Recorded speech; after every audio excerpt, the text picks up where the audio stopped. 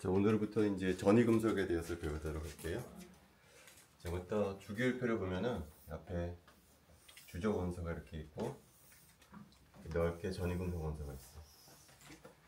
여기 또 다시 주적 원소가 있고, 그리고 여기 전이금속은 4주기 전이금속 원소가 있고 5주기가 있고 6주기, 7주기가 원소가 있어요. 여기 있는 원소들은 어느 오비탈에 전자가 채워지냐면은 이제 d 오비탈에 전자가 채워지게 되겠어요.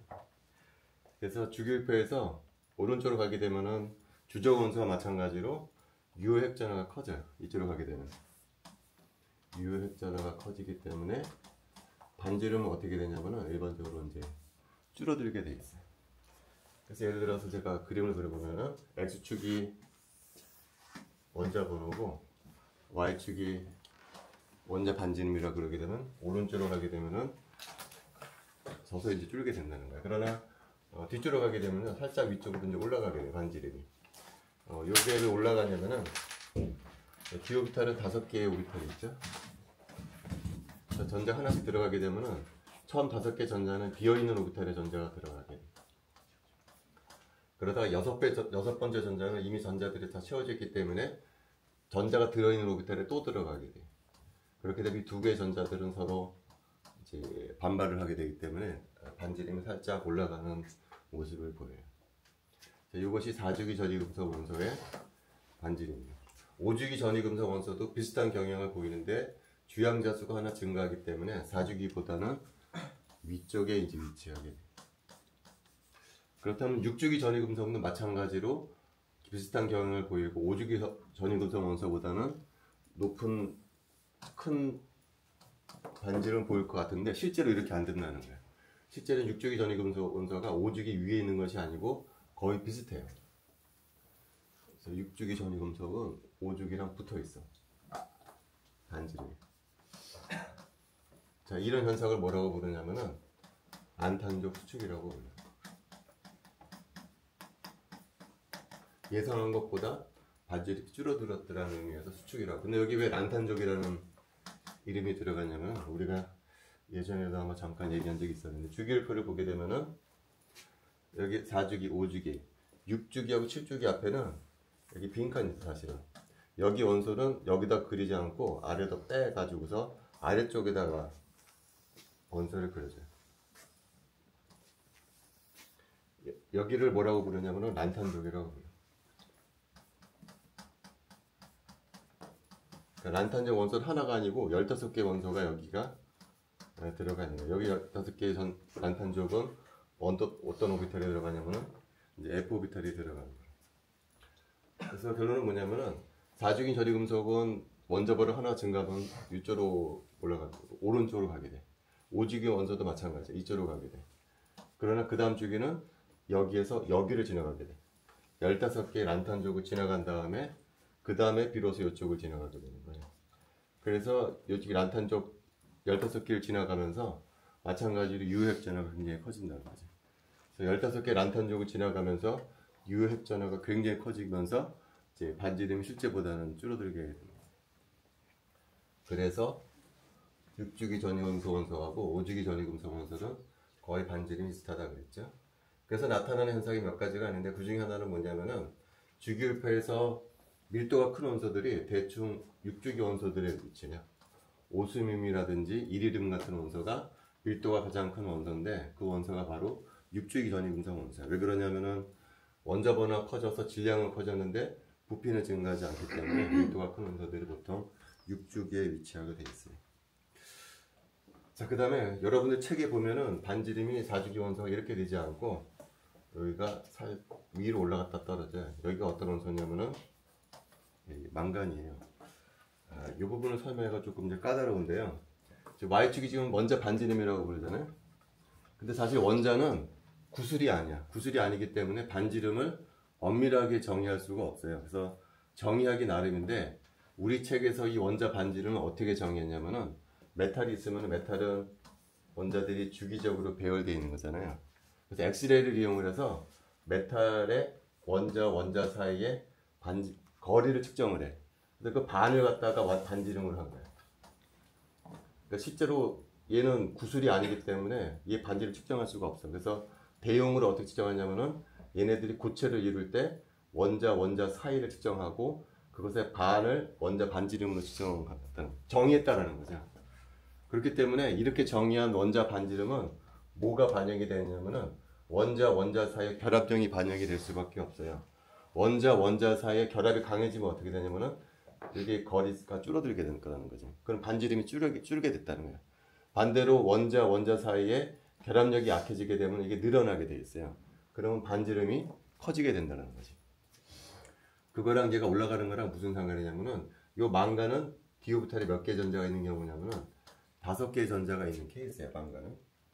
근데 얘가 예전에 한번 말한 적도 있었는데, 자, p 오비탈 같은 경우에 3개가 있죠. 그리고 여기에 전자가 다 채워져 있어요. 그건 어떤 구조냐면 이건 비활성 구조야. 비활성 이체 구조. 그러면 우리가 잘 알다시피 얘는 굉장히 안정된 구조를 이루기 때문에 다른 원소랑 결합을 하려고 하지는 않죠. 그런데 p 오비탈에 6개가 아니고 반이 채워져 있는 경우, 얘도 상당히 안정된 구조를 이루는 것으로 알려져 있어요. 다 채워져 있는 건 물론 굉장히 안정된데 그것만큼은 아니지만 반 채워져 있는 경우도 매우 안정된 구조를 이루는 것으로 알려져 있어요. 그래서 얘도 결합을 잘 하지 않으려고 한다는 거죠. 근데 d 오비탈도 마찬가지라는 거예요. d 오비탈은 5개가 있죠. 얘도 마찬가지로 5개의 전자가 들어가 있는 경우는요, 반 채워져 있는 케이스잖아요. D5거든요.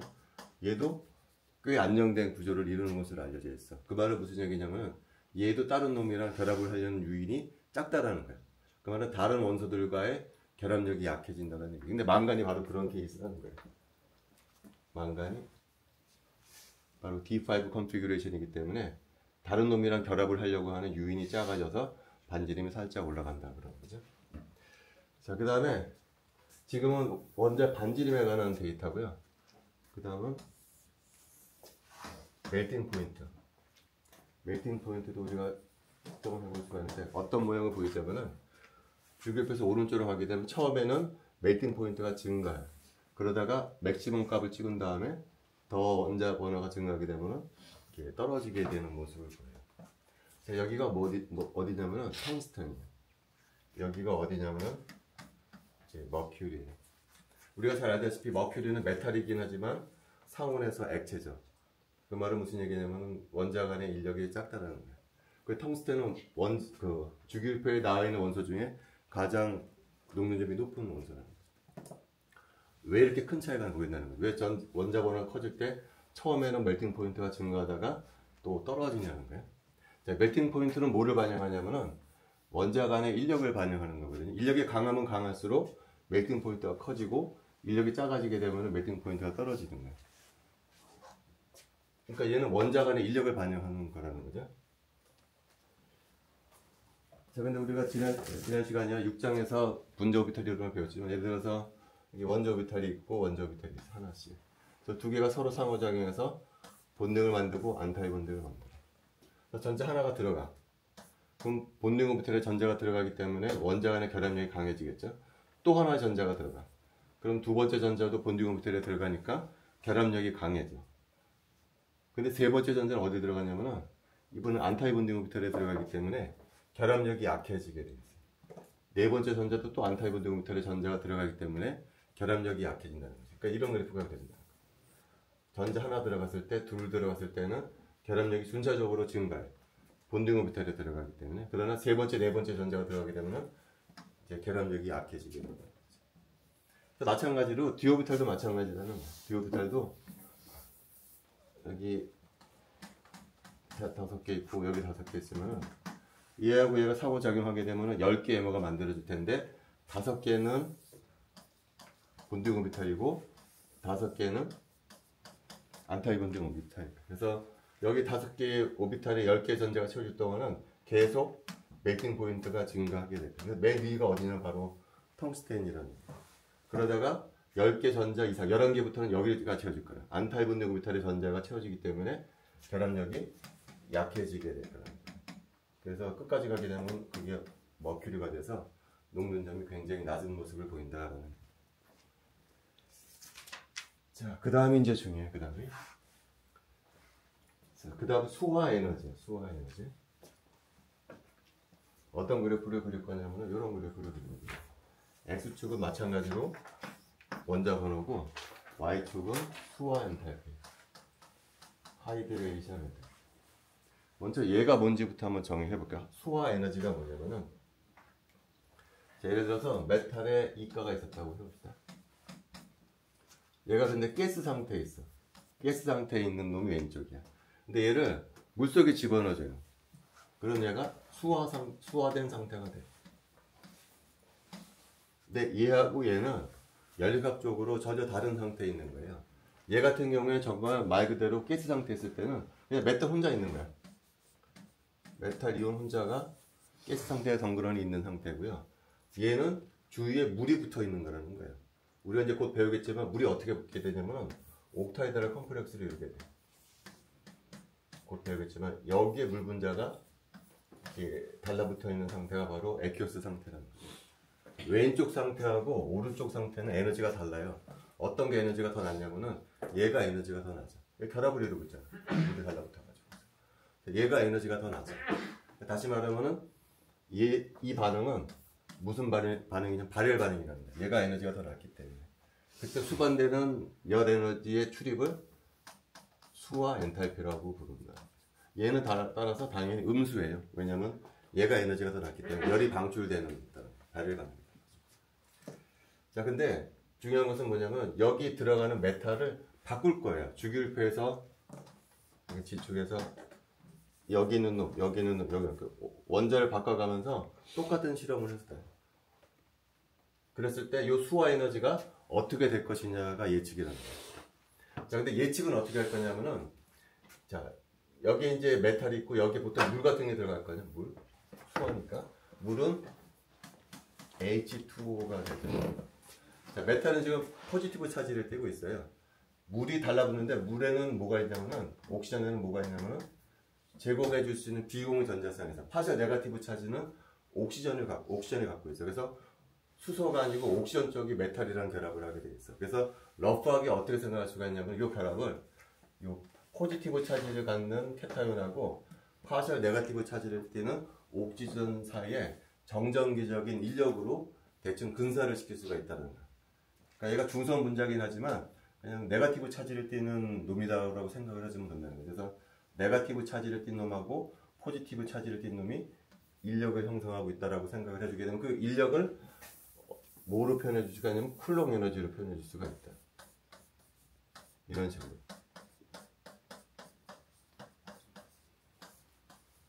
뭐 이런 식으로 근사시킬 수가 있다라는 거예요. 그래서 중요한 것은 마이너스죠, 여기가. 왜 마이너스냐면 얘는 케타ion이고 얘는 중성 분자긴 하지만 파쇄 네거티브 차지를 띠는 N으로 생각할 수가 있기 때문에 이 둘 사이의 거리를 R이라고 했을 때 이런 식으로 요 수화 에너지를 근사시킬 수가 있다는 거예요. 그럼 수화 에너지는 저기 쿨롱 포텐셜은 뭐에 의존하게 되냐면 바로 R에 의존하게 돼. R이라고 하는 것은 뭐냐면은 메탈과 물 분자 사이의 거리에 따라 달라지는 거예요. R이 작아지면 어떻게 될까? 얘가 음수로 커진다는 거예요. 그러니까 수화 에너지가 커진다는 거예요. 근데 이 R, 다시 말하면 케타ion하고 물 분자 사이의 거리는 무엇에 의해서 결정이 되냐면은 이 메탈의 사이즈에 의해서 결정이 된다는 거예요. 메탈이 작을 때 이렇게 작아. 그때 물 분자는 여기까지만 가까이 다가갈 수가 있겠죠. 근데 메탈이 만약에 이렇게 굉장히 커. 근데 물 분자는 이렇게 돼. 그러면 이 둘 사이의 거리는 증가할 거라는 거죠. 다시 말하면은 이 케타ion과 물 분자 사이의 에너지는 대략 쿨롱 에너지로 근사시킬 수가 있는데 그 쿨롱 에너지는 R에 따라 달라져. R이라고 하면 뭐냐면은 케타ion하고 물 분자 사이의 거리야. 근데 케타ion하고 물 분자 사이의 거리는 무엇에서 결정이 되냐면은 이 중시 금속 원소의 크기에 의해서 결정이 돼. 얘가 커지게 되면 물이 가까이 갈 수가 없다는 거야. 얘가 작으면 더 가까이 갈 수가 있다는 거죠. 그래서 얘가 수화 에너지가 더 클 거라는 거죠. 근데 우리가 앞서도 봤지만 이 중시 금속 원소의 크기는 무엇에 의해서 결정이 되냐면은 유효핵전에서 결정이 된다는 거예요. 앞서도 얘기했지만 이게 어떻게 되죠? 반대로 이게 G가 되고 R이 되면 쭉 떨어진다고 그랬잖아요. 주기율표에서 오른쪽으로 가게 되면 유효핵전화가 커지면서 이게 R이 쭉 떨어지게 된다는 거죠. 그래서 수화 에너지가 커질 거라는 거예요. 자, 이런 가정하에서 수화 에너지를 예측을 해보면은 어떻게 될 거냐면은 쭉 떨어질 거라는 거예요. 음수로 커질 거라는 거죠. 음수로. 왜냐면 주기가 오른쪽으로 가게 되면은 유액전화 커지기 때문에 요게 예측치라. 예측치. 근데 실제 실험을 해봤어. 그랬더니 떨어지긴 떨어지는데 이게 단순하게 떨어지는 것이 아니고 어떻게 떨어지냐면 W자를 그리면서 떨어지더라는 게 실험 결과예요. 그럼 그 말은 무슨 얘기죠?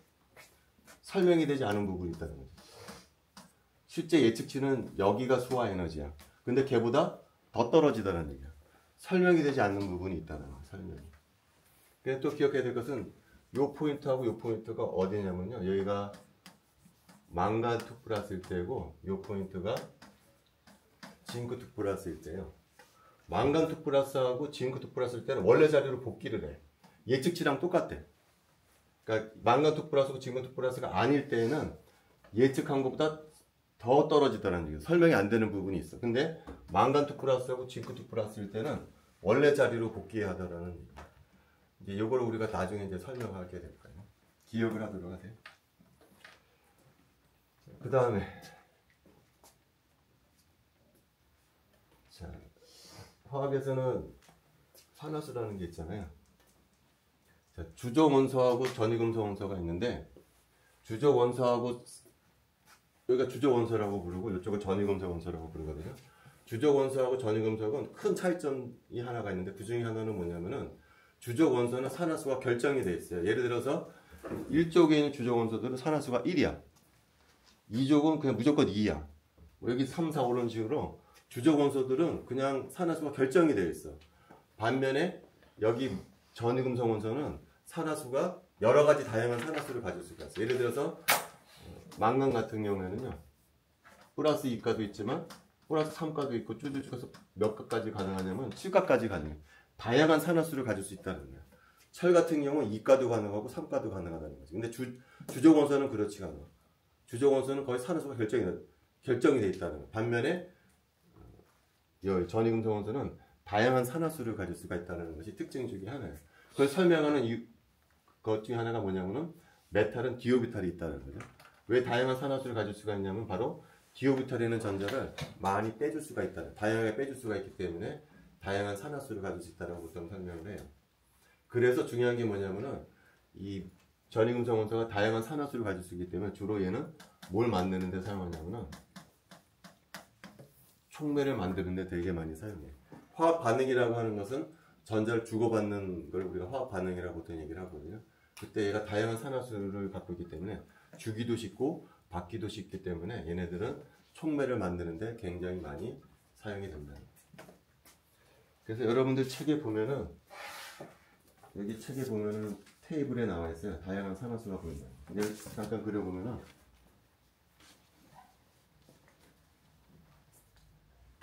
망간 같은 경우에 2가부터 7가까지 다 가능하다 그랬죠? 그래서 이게 원자 번호고요.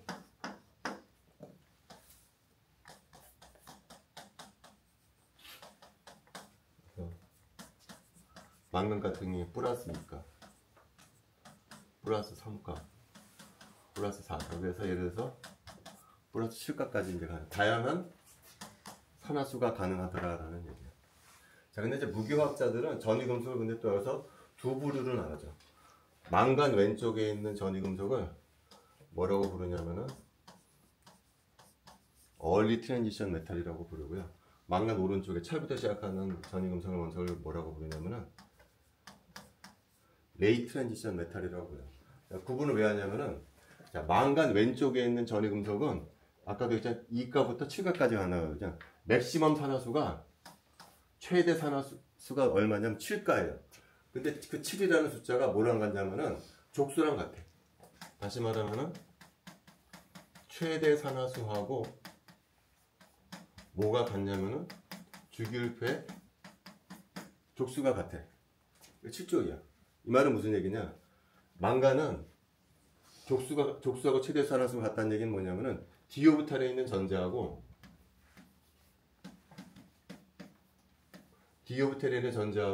S오비탈에 있는 전자가 모두 다 빠져나갔을 때 그게 바로 최대 산화수가 된다. 여기 있는 전자들 모두 다 빠져나갈 수가 있다는 거야. 그 옆에는 뭐냐면은 그 옆에는 크롬이거든요. 크롬. 크롬은 2가, 3가, 4가, 5가, 6가까지 가는 거야. 얘는 6족이거든. 그렇기 때문에 크롬도 마찬가지로 이게 원이 되니까 6개 전자가 다 떨어져 나가는 거야. 다시 말하면은 얼리 트랜지션 메탈의 특징은 뭐냐면은 d 오비탈에 있는 전자하고 s 오비탈에 있는 전자가 모두 다 빠져나가는 놈들이라는 거지. 다 빠져나갈 수가 있는 원자다는. 그래서 최대 산화수하고 족수가 같은 거예요. 반면에 이 오른쪽에 뭐가 있냐면 철이 있어요. 만약에 철에 s 오비탈에 있는 전자하고 d 오비탈에 있는 전자가 모두 다 빠져나간다면 얘는 몇 가까지 가능해야 되냐면은 8가가 가능해야 되는데 얘는 그렇지가 않아. 얘는 보통 2가하고 3가만 존재해. 철 같은 경우에. 그러니까 레이 트랜지션 메탈에서는 이게 같지가 않아. 최대 산화수하고 족수가 같지가 않아. 얘는 다시 말하면은 d 오비탈에 있는 전자하고 s 오비탈에 있는 전자가 모두 다 빠져나가지가 못한다는 거예요. 왜 그러냐? 그걸 어떻게 설명하냐면은 망간까지는 유핵전하가 그렇게 많이 크지가 않기 때문에 d 오비탈에 있는 전자하고 s 오비탈에 있는 전자 모두 다 빠져나갈 수 있는 반면에 철이 되면은 주기표에서 하나 오른쪽으로 가게 되면은 이제는 유핵전하가 너무 커진 거야.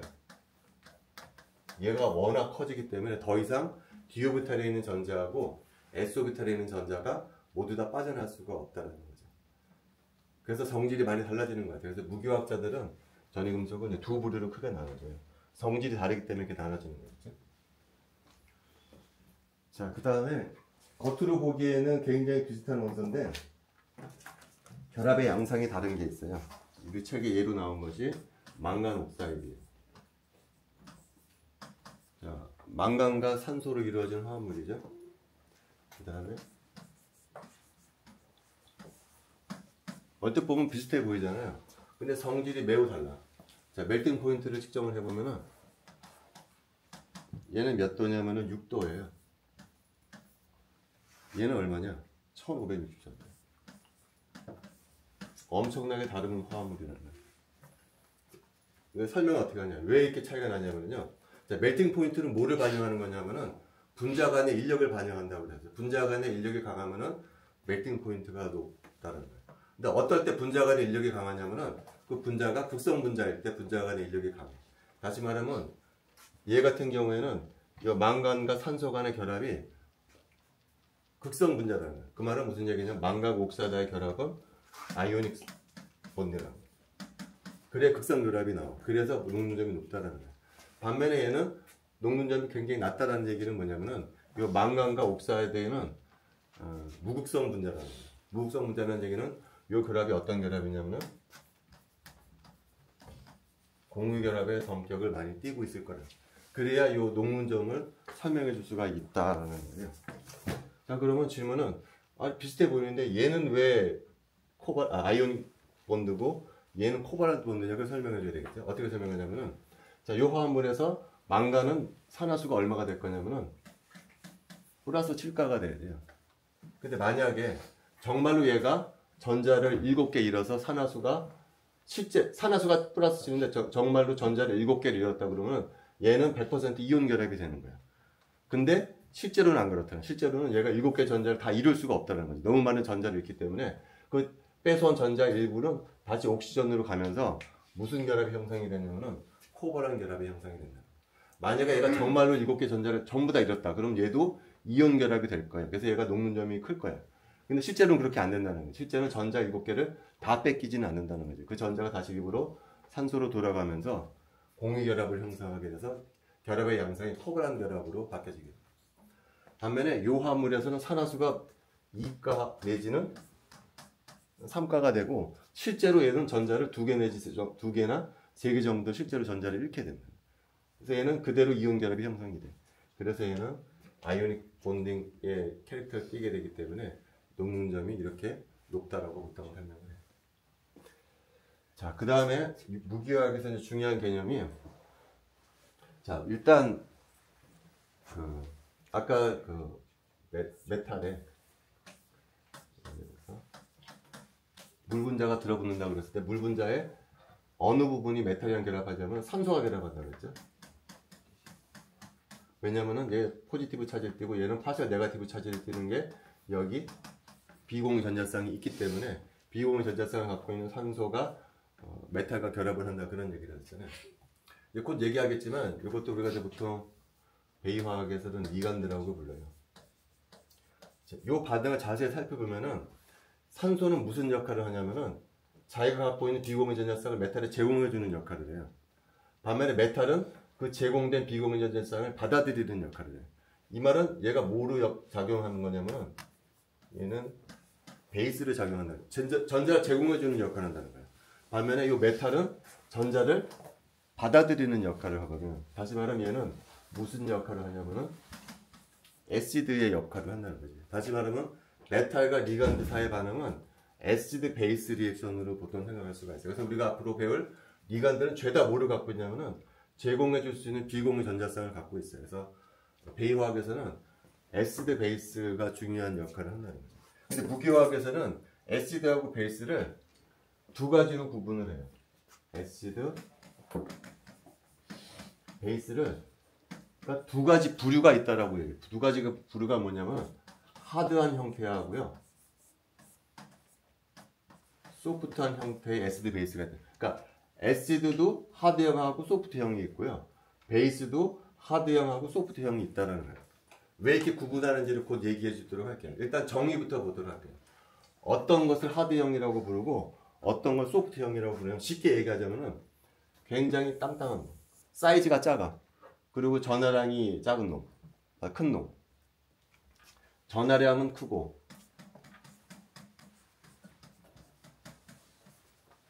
크기는 작은 류의 애시드 베이스를 하드형이라고 불러요. 반면에 대표적인 예를 들면은 뭐 이게 소디움 플러스 같은 것을 예로 들 수가 있어. 사이즈는 작아. 반면에 소프트형은 사이즈가 커, 크기가 커. 그 다음에 전하량은 작아. 소디움 플러스라든지 알루미늄 3 플러스가 대표적인 하드형이에요. 반면에 얘는 사이즈가 커요. 예를 들면 머큐리 2 플러스. 얘는 사이즈가 크면서 전하량은 그렇게 크지 않은 형태라는 거죠. 이런 형들을 우리가 소프트형이라고 불러요. 좀 더 정확하게 하드형하고 소프트형을 구분하자면요, 우리가 이제 나중에 20장에 평균길이라는 것을 배우잖아요. 평균길부터 여기 원자나 분자가 있어. 근데 전하 분포가 대칭적이야. 그래서 얘는 원래 다이포먼트가 없어. 근데 내가 여기다가 전기장을 걸어줘요. 전기장을 걸어주게 되면은 전자 그룹이 찌그러져. 얘는 원래 다이포먼트가 없었어. 근데 전자 그룹을 제공하면서 전자 그룹이 이렇게 찌그러지면서 다이포 모먼트가 생겨. 그걸 뭐라고 부르냐면 인듀스 다이포 모먼트라고 불러요. 당연히 이 만들어진 다이포 모먼트는 뭐에 비례할 거냐면은 바깥에서 걸어준 전기장이 세게 비례. 이게 커지게 되면은 다이포 모먼트도 많이 생기게 되겠죠. 그럼 얘하고 얘를 연결시켜주는 어떤 비례 상수가 있을 거예요. 얘를 뭐라고 부르냐면 바로 평균길이라고 부른다. 근데 분자에 따라서 평균길이 큰 놈이 있고 작은 놈이 있어요. 자, 무슨 얘기냐면은 여기 굉장히 땅땅한 원자나 분자가 있고 굉장히 넓게 퍼져 있는 원자나 분자가 있다라고 해봅시다. 근데 똑같은 전기장을 걸어줘. 그러면 얘하고 왼쪽에 있는 분자하고 오른쪽에 있는 분자 중에 어떤 게 전자 그룹이 더 잘 찌그러질 거냐면 당연히 오른쪽에 있는 원자가 더 잘 찌그러질 거예요. 왜 그러냐면은 이 원자의 사이즈가 작다라는 얘기는 뭐예요? 이 가운데 있는 원자핵에 전자가 꽉 붙잡혀 있다는 얘기거든요. 그래서 전자 그룹이 얘는 잘 안 찌그러져.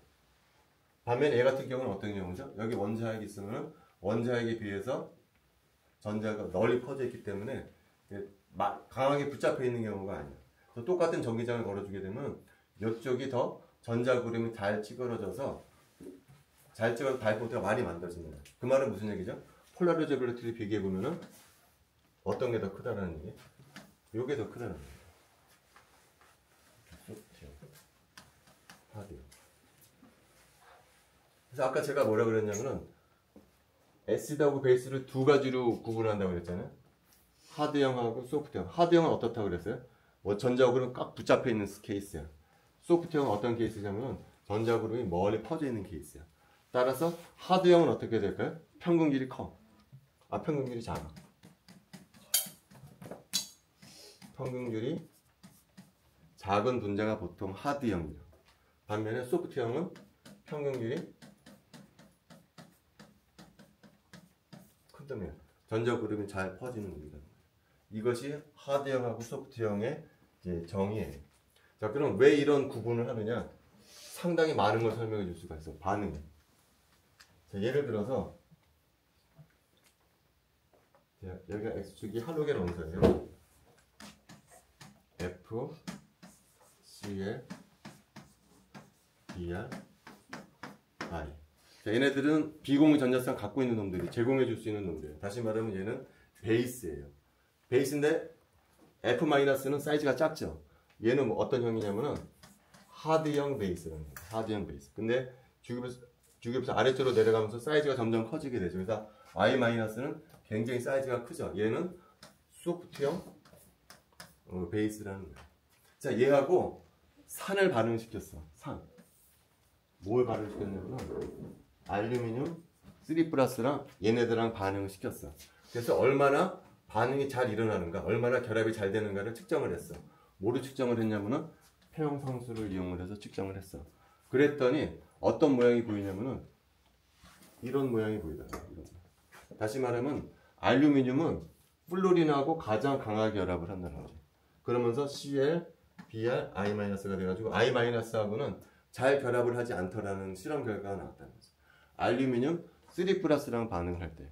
근데 아까 뭐라고 그러냐? 알루미늄 3+는 어떤 형태라고, 어떤 애시드라고 그러냐면은 하드형 애시드라고 불렀죠. 자, 그 다음에 두 번째 실험을 해서, 두 번째 실험은 뭐냐면은 머큐리랑 반응을 시켰어요. 머큐리랑 반응을 시켰더니 어떻게 되냐? 이렇게. 이거는 머큐리. 머큐리는 아까 뭐라고 그러냐면 사이즈가 큰 놈이라고 그랬죠. 얘는 소프트형이야. 그러니까 머큐리랑 FCl, BRI랑 반응했더니 머큐리는 뭐랑 잘 결합을 하냐면 아이오다이드랑 가장 결합을 잘하고 플로라이드하고는 결합을 잘 안 하더라는 거예요. 정반대의 케이스가 나왔다는 거예요. 그걸 어떻게 설명하냐? 자, 하드형 알루미늄은 하드형 플로라이드하고 결합을 잘하고 하드형 알루미늄은 소프트한 I-는 결합을 잘 안 한다는 거죠. 반면에 소프트한 머큐리는 소프트한 아이오다이드하고 반응을 잘하고 결합을 잘하고 하드한 F-하고는 결합을 잘하지 않는다. 이게 실험 결과가 이렇게 하는 거예요. 다시 말하면은 하드형 애시드는 하드형 베이스하고 결합을 잘하고 소프트형 애시드는 소프트한 베이스하고 결합을 잘하다라는 거죠. 실험 결과가. 이게 왜 그런지는 설명은 이미 나와 있거든요. 나중에 자세한 거는 대학 가서 무기화학 시간에 배우도록 하고 우리 일단 이걸 한번 응용을 해보려고 해요. 이 사실을 응용을 하게 되면은 솔루빌리티를 예측을 해줄 수가 있어요. 예를 들면은 소디움 플로라이드에 하고 소디움 아이오다이드에 뭐를 예측을 해보려고 그러냐면은 솔루빌리티를 예측하려고 해요. 자, 솔루빌리티라고 하면 뭐죠? 이게 녹아야 되기 때문에 소디움하고 플로라이드가 갈라져야 되잖아요. 그죠? 녹는다라는 얘기는 뭐냐면은 이게 갈라진다는, 솔루빌리티가 크다라는 얘기는 뭐냐면 이게 잘 해리가 된다라는 얘기예요.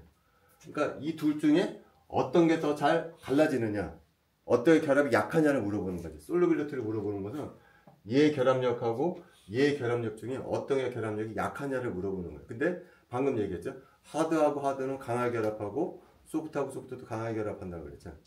하드하고 소프트는 결합이 약하다고 그랬죠. 근데 아까 소디움은 뭐라고 그랬냐면 하드형 애시드라고 했었죠. 그죠? 플로라이드도 하드형 베이스야. 다음에 소디움은 하드지만 아이오다이드는 소프트형이라는 거죠. 그러면 얘하고 의 두 개를 비교해보면 어떤 게 더 결합력이 강하냐면 얘가 결합이 강하다는 거죠. 그 말은 얘는 잘 해리가 안 된다는 얘기야. 그 말은 얘는 잘 안 녹는다는 얘기죠. 반면에 얘는 하드하고 소프트가 결합하기 때문에 결합이 약해. 이게 쉽게 해리가 돼. 다시 말하면 얘가 더 잘 녹는다라는 얘기. 그래서 솔루빌리티를 측정해보면 이렇게 될 겁니다. 자, 반면에 두 번째 케이스는 소디움을 실버로 바꿨어. 자, AgF하고 AgI. 요 두 개, 소디움을 실버로 바꿨을 때 어떤 게 솔루빌리티가 크냐라고 하게 되면은 이번엔 얘가 더 크다라고 해야 돼요. 왜 그러죠? 실버는 대표적인 소프트형이에요. 사이즈가 크죠. 플로라이드는 하드. 소프트. 이번엔 어떻죠? 실버하고 아이od가 강하게 결합을 해. 소프트형끼리 만났기 때문에. 결합이 강하기 때문에 잘 해리가 되지 않기 때문에 잘 안 나온다는 거죠. 그래서 이런 식으로 상당히 소프트형하고 하드형을 구분하게 되면 상당히 요긴하게 사용할 수가 있다. 자, 그 다음에 이제 중요한 거예요. 배이화학의 시작으로 좀 들어가 보도록 할게요. 자, 배이화학이 어떻게 시작을 했냐면은 여기 암모니아가 있어. 근데 여기다가 어떤 실험을 했냐면은 COCS3하고 반응을 시키려고 했어요. 그랬더니 뭔가가 침전이 돼. 암모니아에다가 COCS를 섞어놨더니 뭔가 이렇게 만들어져. 뭔가 침전이 돼. 뭐가 만들어졌어. 이게 실험 결과야. 근데 처음에 이 실험 결과가 나왔을 때 무기화학자들이 굉장히 당황을 했다는 거야. 왜냐면 이게 설명이 안 되는 거야. 이게 왜 만들어지는지 설명이 안 돼. 그러니까 이게 만들어지면 안 된다는 거지. 처음 예측은. 근데 왜 그런 생각을 했냐면은 우리가 지난 시간에 유기화학을 배웠지만 독일에서 유기화학이 엄청나게 발전을 했어요. 무기화학이 발전하기 전에. 근데 유기화학자들이 밝혀낸 사실 중에 하나는 뭐냐면은 그 주기율폐의 원소들은 밸런스라는 게 있어요. 원자가라는 게 있어요. 원자가라고 하면 쉽게 얘기하냐면은 결합할 수 있는 손의 숫자가 원자가예요. 예를 들어서 카본은 원자가가 4야. 왜 그러죠? 카본은 수소 몇 개랑 결합하냐면은 4개랑 결합한다는 거지. 카본은 손이 4개라는 거야. 원자가가 4라는 얘기는 손이 4개야. 그래서 4개랑 결합을 하고 있어. 뭐 이런 것도 설명이 가능하죠. 이런 화합물도 유기화학에서. 얘도 원자가가 4라는 것으로 설명할 수가 있어. 수소 2개하고는 단일 결합을 하고 카본하고는 이중 결합을 하기 때문에 손 4개를 다 썼다는 거야. 이런 식으로 유기화학에서는 원자가라는 개념이 있다는 거야. 원자가. 다른 원소랑 결합할 수 있는 손의 수가 결정이 돼 있다는 거야. 이거는 변하지 않는 거야. 얘가 얼마나 중요하냐면은 마치 원자량 같다는 거죠. 원자에는 원자량이 있잖아. 원자량이 변할 수가 없잖아요. 원자가도 변할 수가 없다는 것이 유기화학자들의 생각이었어. 카본의 원자가가 4? 그럼 그걸 끝이라는 거예요. 더 이상 더 늘어날 수도 없고 줄어들 수도 없다는 거죠. 암모니아는 원자가가 몇으로 알려져 있냐면 그 당시 3으로 알려져 있었다는 거예요. 근데 코발트도 원자가가 얼마냐면은 3으로 알려져 있었다는 거예요. 그 말은 무슨 얘기죠? 얘는 이미 결합할 수 있는 손이 다 썼어. 더 이상 다른 거랑 결합할 수가 없어. 원자가가 3인데 수소가 3개가 붙어 있기 때문에. 코발트도 마찬가지야. 원자가가 3으로 알려져 있기 때문에 이미 결합할 수 있는 손은 다 썼어. 다시 말하면 얘하고 얘는 더 이상 결합할 수 있는 여지가 없다라는 거예요. 근데 섞어놨더니 뭐가 만들어졌다는 거죠.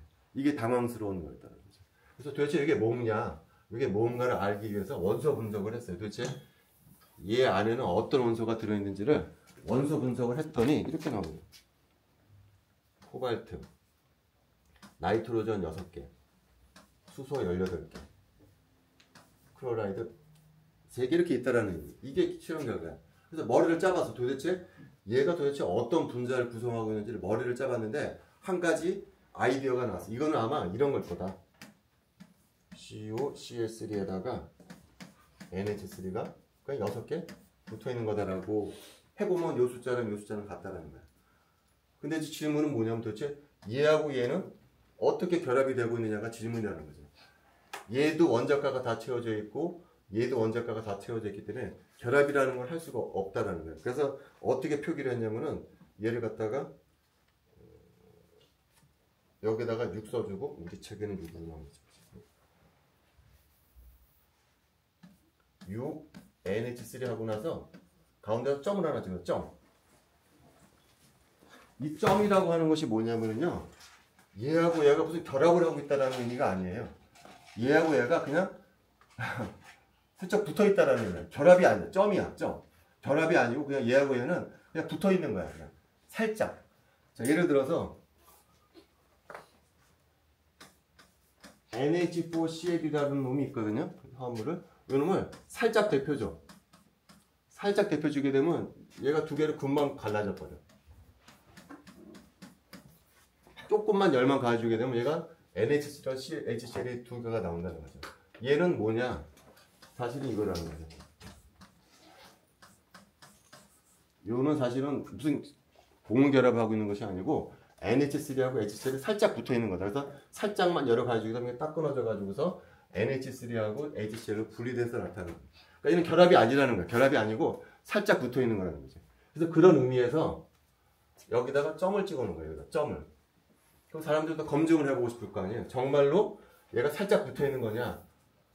라는 것을 알고 싶어 가지고서 얘하고 뭐하고 반응시키냐면은 HCl하고 반응을 시켜봤어. 왜 HCl을 썼을까요? 얘가 슬쩍 겉에 붙어 있는 거라고 그러면 얘는 염기잖아요. 얘는 산이잖아요. 그러면 산하고 염기가 바로 반응이 진행이 돼서 얘가 날아갈 버릴 거라는 거죠. 그런데 재미나게도 여기다 산을 집어넣었더니 얘가 반응을 하질 않아. 전혀 반응을 하지 않아. 그럼 문제는 얘가 그냥 붙어 있는 게 아닐 수가 있다는 얘기죠. 그래서 HCl 대신에 뭐랑 반응을 시켰냐면은 AgNO3랑 반응을 시켰어. 왜 AgNO3를 썼을까요? 뭐를 의심하는 거죠, 이제는? 이게 바깥에 NH3가 있는 것이 아니고 어쩌면 식은 내가 이렇게 썼을지 모르지만 어쩌면 CL이 바깥에 있는 것일지도 모른다는 거지. 그래서 CL이 바깥에 있는 것이라 그러면 CL하고 AG가 반응을 해서 AgCl이 침전될지도 모른다라는 생각하에서 AgNO3랑 반응을 시켰다는 거야. 그랬더니 정말로 AgCl이 침전이 돼. 3몰의 AgCl이 침전되더라는 얘기야. 그 말은 무슨 얘기죠? 이 반응식이 틀렸다는 얘기죠. 이게 틀렸다는 얘기는 뭐냐? 바깥에 NH3가 붙어 있는 것이 아니고 뭐가 바깥에 있는 거냐면은 CL 3개가 바깥에 붙어 있는 거라는. 그 반응식을 이거 분자식을 바꿔요. 얘 아니고 얘가 아니고 이걸 거라는 거죠. CO에 NH3가 6개 붙어 있고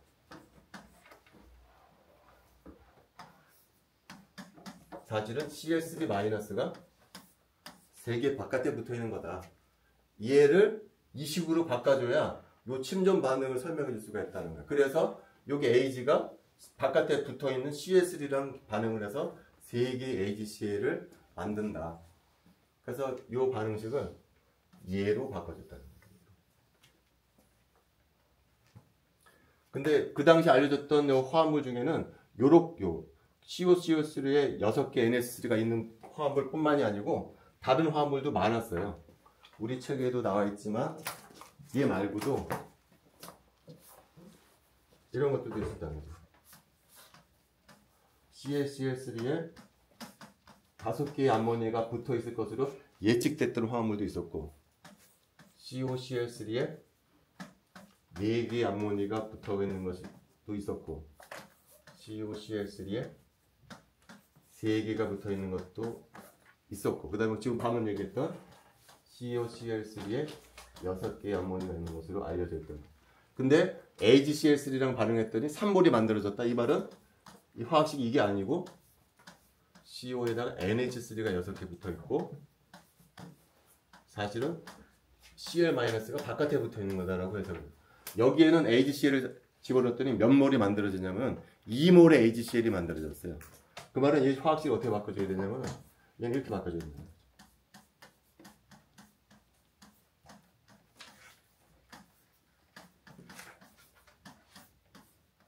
원래는 얘로 알고 있었는데 AgCl이 2몰이 만들어졌다는 얘기는 Cl 2개가 바깥에 있다는 얘기죠.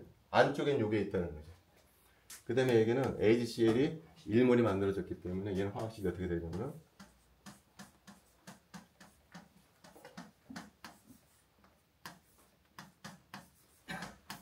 이렇게 해주는 거예요. 그 다음에 여기에는 아무것도 반응이 안 일어나. 침전이 안 돼. 그 말은 얘는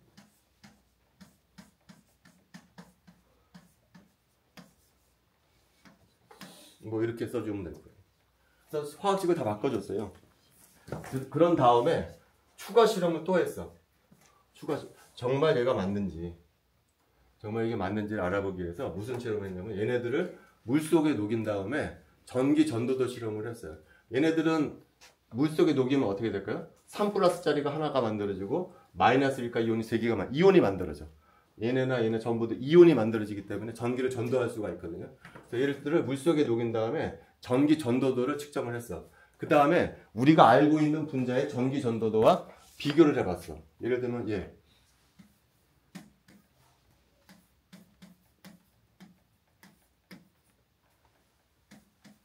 이거는 화학식을 이미 알고 있는 분자들이거든요. 얘네들을 물 속에 녹인 다음에 전기 전도들을 측정을 했어.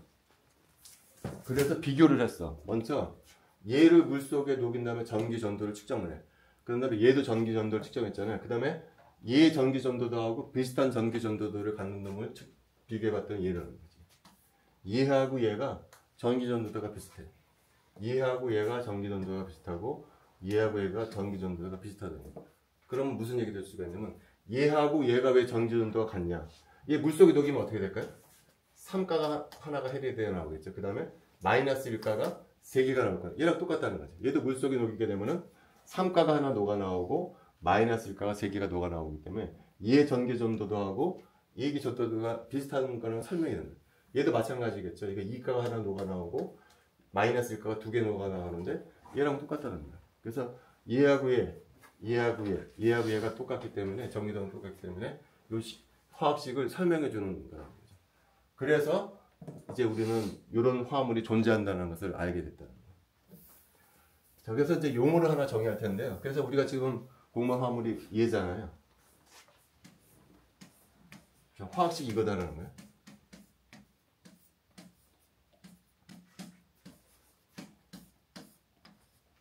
그래서 우리가 이제 주로 공부할 화합물은 요거예요. 요거 우리가 뭐라고 그러면 배유 화합물이라고 부릅니다. 요거는 뭐죠? 얘는 이 분자랑 무슨 공유결합을 하고 있는 것이 아니야. 정전기적인 인력으로 그냥 붙어 있는 거야, 얘는. 그래서 우리가 주로 공부할 화합물은 이제 얘라는 거예요. 그래서 여기서 이 배유 화합물은 크게 두 부분으로 구성이 되어 있어요. 코발트를 뭐라고 부르냐면은 중심금속 이온.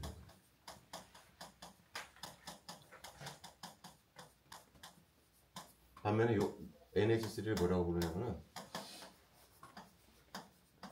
리간드라고 부릅니다. 자, 아까도 얘기했지만 요 코발트는 지금 산화수가 얼마가 될까요? 요 전체 화합물은 플러스 3각이 이거 지워버릴게요. 전체가 3각이고 NH3는 중성 분자잖아요. 따라서 코발트는 몇 갈까요? 3가일 거라네, 3가. 그리고 요 NH3를 뭘 갖고 있죠? 리간드로 작용하는데 비공유 전자쌍을 갖고 있어요. 중요한 것은 코발트는 플러스 3가고 암모니아는 중성이지만 뭐를 갖고 있는 비공유 전자쌍을 갖고 있어요. 아까도 얘기했지만 그래서 이 화합 반응 어떻게 생각할 수가 있냐면은 NH3가 갖고 있는 비공유 전자쌍이 메탈에 제공이 되면서 결합이 형성이 되는 거예요. 그러니까 애시드 베이스 반응이라는 거죠. 얘는 비공유 전자쌍을 받아들이는 역할을 하는 애시드고 얘는 비공유 전자쌍을 제공해주는 역할을 베이스야. 보통 리간드는 앞으로 배울 리간드는 죄다 뭘 갖고 있냐면은 메탈에 제공해 줄 수 있는 비공유 전자쌍을 갖고 있다는 거예요. 그래서 얘를 중심금속이온, 얘를 리간드라고 합니다. 자, 그 다음에 또 용어는 지금 방금 얘기했지만 중심금속 이온은 뭘 갖고 있죠? 산화수를 갖고 있어요. 얘 같은 경우에는 산화수가 얼마냐면은 플러스 3가예요. 그 다음에 또 다른 용어가 있는데 뭐냐면 그거는 베이수라는 게 있어요. 지금 리간드가 몇 개 붙어 있나요? 이거 6개. 6개가 붙어 있잖아요.